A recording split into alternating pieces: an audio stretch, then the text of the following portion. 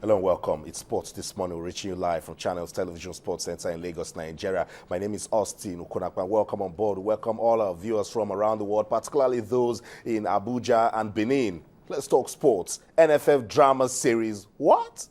13. Yes, you know the Congress will take place on the 20th of this month in Warri, Delta State. But who are the possible candidates for the presidency? We hear of Taiwo Gunjobi, we hear of Amaju Pinnick, there's also Shehu Diko and Dominic Ayofa. The drama continues. The directors are scripting, and I'm sure when it's time, we'll get to continue our look at the NFF drama series. Counting down, we're now in the 13th episode. Let's leave the drama series in Nigerian Football Federation and talk about the Super Falcons. Yes, the girls are landing right there in Abuja as they prepare for the African Women's Championship that will take place in Namibia last month. We told you that Osinachi Ohale is already in camp, and the likes of the regulars, Desire Okpara-Nozie and Perpetual Quacha expected in camp. Coach Edwin Okon is optimistic that his team has the quality to go to Namibia and then win the title. You know, with the women, you can be sure of a victory. So let's start rooting for the Super Falcons as they get ready for the African Women's Championship in Namibia. The Falcons are already landing. Let's leave Nigeria now and go to Spain and catch up with this guy. His name is Cristiano Ronaldo. Would there be a possible Old Trafford return for the Portuguese striker? Well, Cristiano Ronaldo says he would like to return to Old Trafford, but you don't even want to hear what his demands are. He's actually requesting for a whooping £500,000 a week if he's to return to Old Trafford. And with the new look Manchester United is having, just imagine Cristiano Ronaldo alongside Angel Di Maria. Oh my God, Radamel Falcao and the likes. Then you know Manchester United is ready to fire. We're talking about English Premier League. Okay, let's come back to the NFL. We told you last week that this guy is in some sort of trouble. Rice gone bad. But it seems he wants to fight back. He's going to appeal his indefinite suspension from the NFL. And then Ray Rice says that he has been treated unjustly. Remember, he was suspended indefinitely after video footage showed him being violent with his wife. Then they were actually dating, and then he's been suspended, but then he's appealing that suspension, trying to fight back, Ray Rice. Okay, let's come back home. Sports This Morning on Channels Television. Remember, we told you that Team Nigeria's senior men's cricket team that in South Africa gets ready for the Africa T20 Division 2 Championship. Should they win this championship, they will qualify to Division 1. They're going alongside Ghana, Mozambique, Zambia, and Swaziland. Nigeria getting ready. First warm-up game against Pirates Cricket Club in South Africa. Nigeria won the first game by 6 wickets, went on to win the second by 27 runs. So the team looking good for actually getting promotion into Division 1. We'll keep our eye on what they're doing in South Africa. But in the meantime, the T20 is all about fielding. And then team manager Sanmi Ajayi was asked if the fielding for Nigeria is right, and he says they're doing just fine. Let's listen to Sanmi Ajayi on the program, and we'll come back. We'll talk Sports This Morning on Channels Television. Stay with us. We'll be right back. Our fielding is really good. It's just that, this stuff takes some getting used to. This is not the kind of field we play on in Nigeria, back in Nigeria, and therefore that's why you saw him trying to make changes and all that. But at the end, by the middle of that innings, we were comfortable and we went ahead and played. That's it. Sanmi Ajayi speaking about fielding at the T20 Championship right there in South Africa. We'll keep our eye on that as developments regarding the T20 Championship continue to come our way. Remember, Nigeria is already on ground playing warm-up games, and then tomorrow they will play Soweto Cricket Club.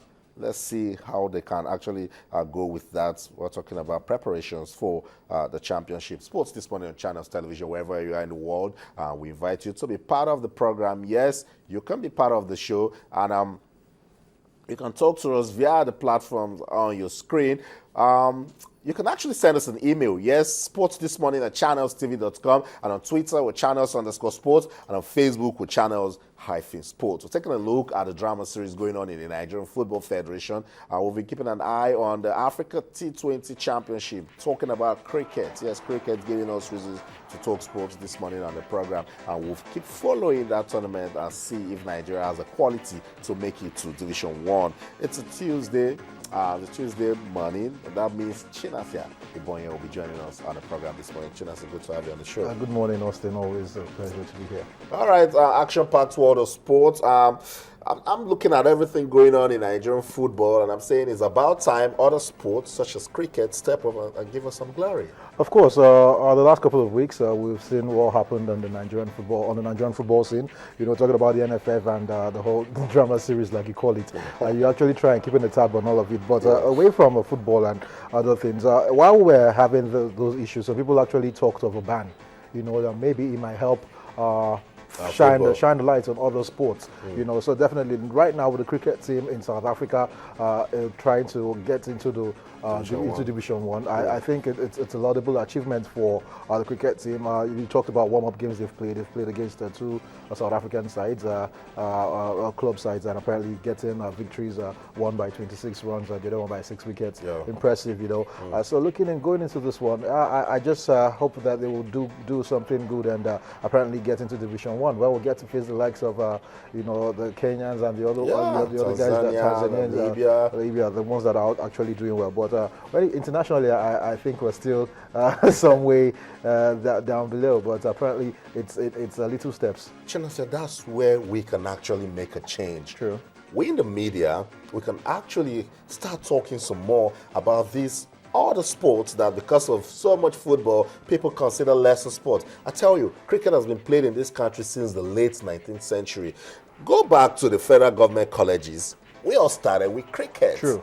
And then now we're experiencing a decline because people don't talk about it. So I'm saying, if you look at the likes of South Africa, if you look at Namibia, if you look at Tanzania, they don't really, it's not like they're doing badly with their football, but other sports have stepped up for them as cricket, swimming, athletics. So I think we should be doing the same in Nigeria. Yeah, apparently. And we're a very big nation, you know. It's not like we're a little nation where football will be the dominant game there. Yeah, we understand that the Nigerians love football and every other thing. But like you said, cricket has been played in this country for a very long time. Yeah. Go to the likes of King's College, St. Finbarrs and Gregory's. You know, they've been playing cricket and they still play cricket. You know, you go, you watch them, you see these young players that can actually, you know, if well nurtured, can actually play this game professionally and apparently raise the bar when it comes to cricket in Nigeria. So yes, I'm happy that you know, this is happening.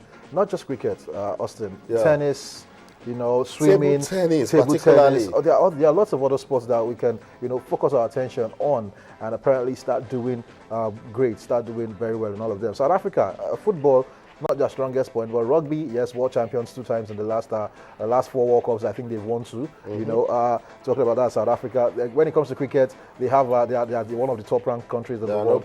In swimming, they have Charles Leclerc, they have Cameron Van der Ball. In athletics, there's the 400-meter hurdler. You know, so they spread their sports. The athletes are all over the place, and it's because of a proper planning, proper management. I think if this, like you said now, if we take it from the schools, you know, start paying attention to it, start really putting a whole lot of attention into other sports. Also, like you said, us in the media, if we keep talking about it and instead of focusing on ending drama that is the football, that is football in Nigeria, I'm sure maybe we will get better when it comes to other sports and, you know, give Nigerians reasons to smile. You know, because the way it seems, anytime something happens with our football, the whole country is in gloom. Nobody's happy. But trust me, if they can turn their attention away to something else that would make them happy. You know, you see, we have a cricket we have a cricket team that is performing well. We have a rugby team. Rugby also is trying to, you know, come up. Rugby sevens, I think, sometime next week or so. They have been clinics already in Nigeria.